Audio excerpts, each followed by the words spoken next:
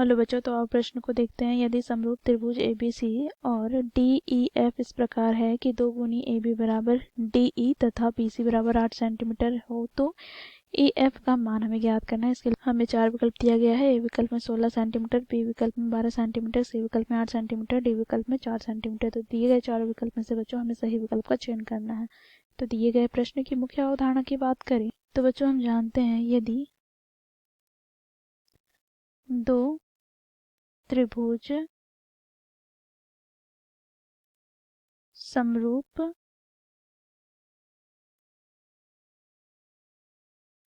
हों तो उनके संगत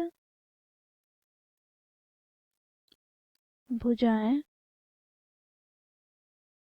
समान अनुपात अर्थात समानुपाती में होते हैं। तो इस मुख्य अवधारणा की सहायता से हम दिए गए प्रश्न को हल करेंगे। बच्चों देखो, यहाँ पर हमें त्रिभुज A B C तथा त्रिभुज D E F दिया गया है, ठीक है।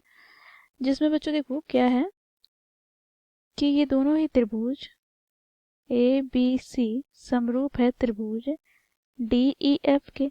तो यहाँ से हम क्या कह सकते हैं, तो हम जानते हैं मुख्य अवधारणा में हम लोगों ने देखा, यदि 2 त्रिभुज समरूप हो तो उनके संगत भुजाएं समान अनुपात में होते हैं।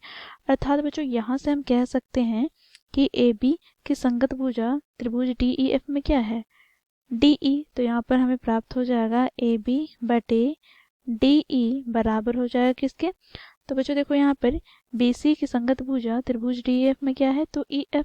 तो यहाँ से हमें प्राप्त हो जाएगा BC बटे EF, ठीक है। अब बच्चों देखो यहाँ पर क्योंकि हमें प्रश्न में दिया गया है, इससे पहले हम समीकरण 1 मान लेते हैं। प्रश्न में दिया गया है 2 गुनी AB बराबर क्या है, तो यह है DE के बराबर। अब बच्चों देखो यहाँ से हम लिखेंगे, यह हमें प्रश्न में दिया है।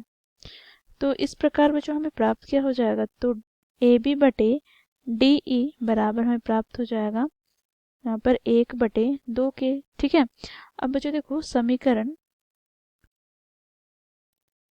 1 से हम देखें तो बच्चों देखो AB बटे DE के स्थान पर हम क्या लिख सकते हैं, तो बच्चों 1 बटे 2, तो यहाँ से हमें प्राप्त हो जाएगा 1 बटे 2 बराबर BC बटे EF, क्योंकि यहाँ पर हम लिखेंगे AB बटे DE बराबर है BC बटे EF के, ठीक है। तो बच्चों देखो क्योंकि हमें BC बराबर क्या दिया गया है, तो 8 सेंटीमीटर। तो बच्चों यहाँ से हमें प्राप्त क्या हो जाएगा, तो यहाँ से हमें EF बराबर प्राप्त हो जाएगा 2 गुनी BC, अर्थात बच्चों देखो 2 गुनी BC अर्थात 8 सेंटीमीटर। तो यहाँ से हमें प्राप्त हो गया 8 दूनी 16 सेंटीमीटर प्राप्त हो गया EF का मान, ठीक है। तो EF की लंबाई कितनी है, 16 सेंटीमीटर।